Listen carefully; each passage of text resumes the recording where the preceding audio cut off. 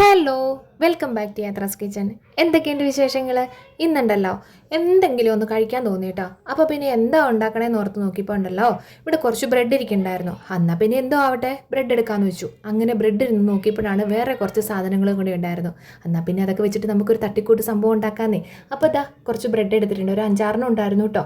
അപ്പോൾ ആ ബ്രെഡിൻ്റെ സൈഡൊക്കെ ഒന്ന് കട്ട് ചെയ്തെടുത്തിട്ടുണ്ട്. അപ്പോൾ അതിനെ നമുക്കൊന്ന് പൊടിച്ചെടുക്കാം. ആ സൈഡെല്ലാം കൂടെ കൂട്ടി ഒന്ന് പൊടിച്ചെടുക്കേണ്ടതുണ്ട് കേട്ടോ. എന്നാൽ പിന്നെ നോക്കിയപ്പോൾ 2-3 ഉരുളക്കിഴങ്ങ് ഇരിക്കുന്നുണ്ട്.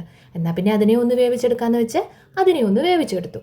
അപ്പം നോക്കിയപ്പോൾ അത് മാത്രം പോരല്ലോ, അതിൻ്റെ കൂടെ നമുക്ക് ഇത്തിരി മല്ലിയില വേണം, ഇത്തിരി ഇഞ്ചി വേണം, ഒരു പച്ചമുളക് ഇട്ടിട്ടുള്ളൂ. കാരണം നമുക്ക് മാത്രമല്ലല്ലോ ഉണ്ടാക്കണം, നമ്മുടെ കുഞ്ഞുങ്ങൾക്കും കൂടെ വേണ്ടിയിട്ടല്ലേ.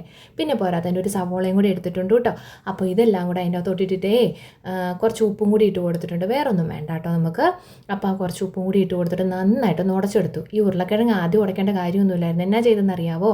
ഇന്ന് മൈൻഡ് വലിയ സുഖമില്ലായിരുന്നു. അതുകൊണ്ടേ ആ ഉരുളക്കിഴങ്ങിനെ ഒരു 5-8 ബിസിൽ അങ്ങോട്ട് ഇരുത്തി അടുപ്പിച്ചു. അപ്പോൾ പിന്നെ നമുക്ക് പ്രത്യേകിച്ച് ആദ്യം തന്നെ ഉടച്ചെടുക്കേണ്ട കാര്യമില്ലല്ലോ, മനസ്സിലാക്കാവുന്നതല്ലേ ഉള്ളൂ. അപ്പോൾ ഇതൊക്കെ നമ്മുടെ ആ ഉരുളക്കിഴങ്ങും ഇഞ്ചിയും പച്ചമുളകും പിന്നെ നമ്മുടെ മല്ലിയിലയും എല്ലാവരെയും കൂടെ കൂട്ടിയൊന്ന് തിരുമ്മിയെടുത്ത് വെച്ചിട്ടുണ്ട്. അപ്പോൾ ഇതാ അടുത്തത് മുട്ടയാണ് ആൾ. അപ്പോൾ ആ മുട്ടയ്ക്കകത്തോട്ട് ഇത്തിരി ഉപ്പ്, കുറച്ച് പെപ്പർ പൗഡർ, അതായത് നമ്മുടെ കുരുമുളക് പൊടിയും കൂടി ഇട്ട് കൊടുത്ത് ഒന്ന് അടിച്ചെടുത്തിട്ടുണ്ട്. അപ്പോൾ അതാ ഇത്രയും പരിപാടി തീർത്തു. ഇനി അടുത്ത പരിപാടി എന്ന് പറയുന്നത് നമ്മുടെ ബ്രെഡ് ആ പീസാക്കി വെച്ചിട്ടുണ്ടല്ലോ, പീസല്ല നമ്മുടെ സൈഡൊക്കെ കട്ട് ചെയ്ത് വെച്ചിരിക്കുന്നത്. അപ്പോൾ അതിനെ പിടിച്ച് ചപ്പാത്തി പലകയിലോട്ട് വെച്ചിട്ട് നന്നായിട്ടൊന്ന് അമുക്കി ഞെക്കി പെറുക്കി അതിനൊന്ന് ഫ്ലാറ്റാക്കി എടുത്തിട്ടുണ്ട്. അപ്പോൾ അതാ അടുത്തത് ഇനി ചെയ്യേണ്ടത് വേറൊന്നുമില്ല. അതിനെ ഇത്തിരി വെള്ളത്തിലോട്ട് മുക്കിക്കൊള്ളുക. അതിനെ വെള്ളത്തിലോട്ട് മുക്കി ജസ്റ്റ് ഒന്ന് പിഴിഞ്ഞെടുത്തോളുക. ഒരുപാട് ഞാൻ കമ്പോണ്ട് കേട്ടോ, ഊട്ടിപ്പോവേ. അപ്പോൾ അതിനെ ഒന്ന് പിഴിഞ്ഞെടുത്തിട്ട് നമ്മുടെ ഇവിടെ ഒരാളെ റെഡിയാക്കി വെച്ചിട്ടുണ്ട്. ആരെയാ? നമ്മുടെ ഉരുളക്കിഴങ്ങ് മിക്സിനെ.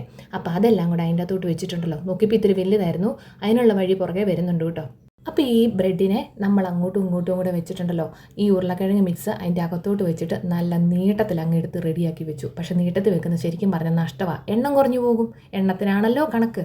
അതുകൊണ്ട് എന്താ ചെയ്തതെന്ന് വെച്ചിട്ടുണ്ടെങ്കിലുണ്ടല്ലോ, അവസാനം ഇത് നോക്കിക്കഴിഞ്ഞപ്പോൾ ഇതിനൊരു പോംവഴി കണ്ടത് മുറിച്ചെടുക്കുക എന്നുള്ളതേ ഉള്ളൂ. ഒരു കുഴപ്പമില്ല. അത് നമ്മളിപ്പോൾ റെഡിയാക്കി വെച്ചിട്ട് മുറിച്ചെടുത്തെന്ന് ഓർത്തുകൊണ്ട് യാതൊരുവിധ പ്രശ്നവും ഇല്ല. നമ്മളല്ലേ കഴിക്കുന്നത്, വേറെ ആരും അല്ലല്ലോ. അപ്പോൾ അതാ അതിനെല്ലാം കൂടെ ഒരു പീസാക്കി എടുത്ത് വന്നു. ഇപ്പോൾ 10 പീസ് കിട്ടിയെന്നേ. അപ്പോൾ പിന്നെ അതും ഒരു ലാഭമായേ. എണ്ണ ലാഭം, സമയലാഭം എന്ന് പറയാൻ പറ്റത്തില്ല, പക്ഷെങ്കിൽ എണ്ണത്തിന് ലാഭം, അങ്ങനെയൊക്കെ പറയാം അല്ലേ. അപ്പോൾ ഇതാ അതെല്ലാം കൂടെ ഒന്ന് റെഡിയാക്കി വെച്ചിട്ടുണ്ട്.